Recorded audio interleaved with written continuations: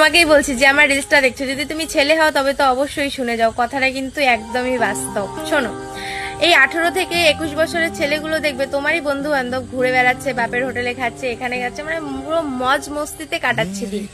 আর ঠিক তেমনই বয়সে তুমি কোনো এক মায়াবতীর মায়াতে পড়ে গেছো, কিন্তু তুমি এখন কাজ পাচ্ছ না, তাকে তো এনে রাখতে হবে। তোমার তো মানে একটা টেনশন আছে না, যে একটা মেয়েকে ভালোবাসলে কিন্তু ভাই এমনি ভালোবাসা যায় না, সেটা তোমরাও জানো আমিও জানি। তবে সেই মায়াবতীর মায়াতে পড়ে তুমি বিদেশে চলে গেছো, ঠিক আছে, গিয়ে ওখানে কাজ বাজ করছো। কিন্তু দেখো, ভালোবাসাটা তখনই সফল হবে যখন সেই নারীও তোমাকে সেম ভাবেই ভালোবাসবে। তুমি সারাদিনের শেষে কাজ করে এসে তাকে কল দেওয়ার পরে তোমার মনে একটা আলাদাই শান্তি ফিল হবে, সুকুন লাগবে, তাই না? তখন যেন ভালোবাসার পূর্ণতা পাবে।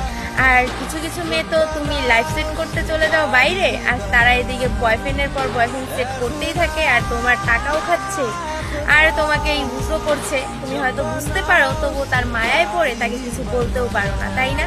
আর একটা সময় গিয়ে তোমাকে ছেড়েই দেয় মেয়েটা, আর তুমি অন্য মানে মদ গাঁজা এগুলোর নেশা হয়ে যাও।